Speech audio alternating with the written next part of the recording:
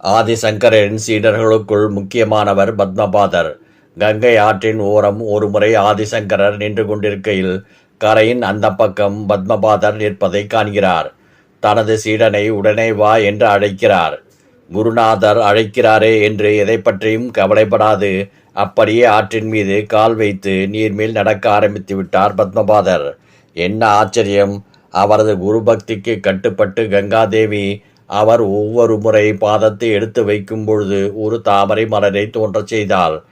அதன் மீது நடந்து வந்துவிட்டார் பத்மபாதர். பிறகுதான் தெரிந்தது தான் தாமரை பூக்கள் மீது நடந்து வந்தது எல்லாம் குருநாதரின் மகிமை என்று. மெய்சிலிர்த்து ஆதிசங்கரின் கால்களில் விழுந்தார். அது முதல்தான் அவருக்கு பத்மபாதர் என்ற பெயர் ஏற்பட்டது. மிக தீவிர நரசிம்ம பக்தரான இவருக்கு எப்படியாவது நரசிம்மரை நேரில் காண வேண்டும் என்று ஆவல் மேலிட்டது. ஆவல் கடைசியில் வைராக்கியமானது. எப்படியாவது நரசிம்மரை நேரில் கண்டுவிட வேண்டும் என முடிவு செய்து காட்டில் கடும் தவம் இருந்தார். ஒரு நாள் அவ்வழியே ஒரு வேடன் வந்தான். தண்ணீரோ உணவோ இன்றி பத்மபாதர் பல நாட்களாக அங்கு அமர்ந்திருப்பதை கண்டான்.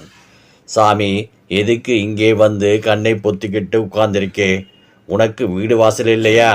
உன்னை பார்த்தா பாவமாயிருக்கே என்றான்.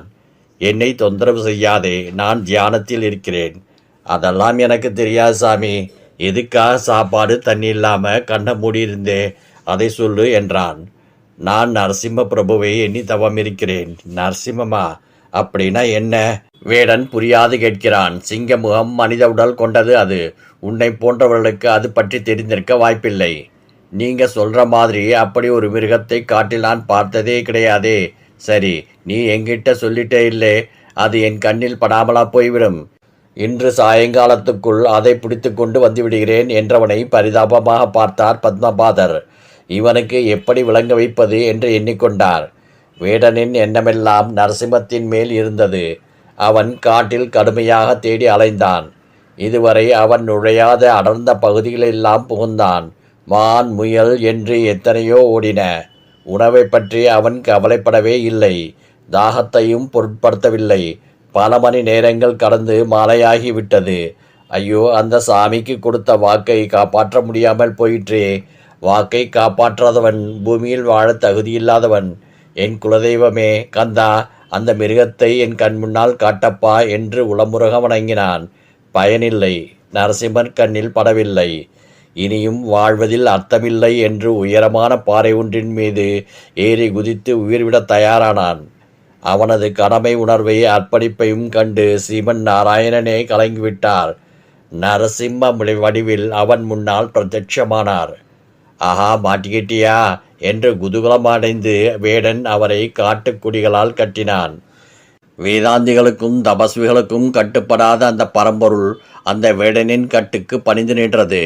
நரசிம்மத்தை இழுத்து கொண்டு பத்மபாதர் முன்னால் வந்தான். சாமி, இதோ பாருங்க, இதானே நீர் கேட்ட நரசிம்மம். பத்மபாதரின் கண்ணுக்கு நரசிம்மர் தெரியவில்லை.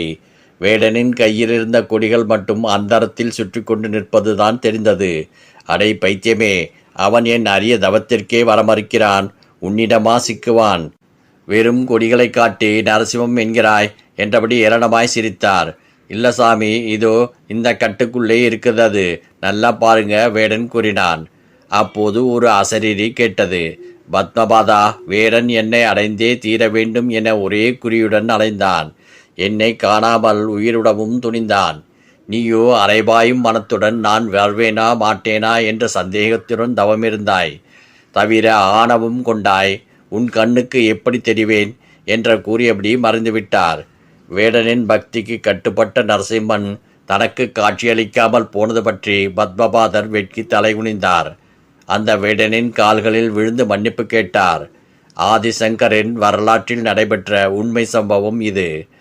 நம்பிக்கையும் முழு அர்ப்பணிப்புமே பக்தி.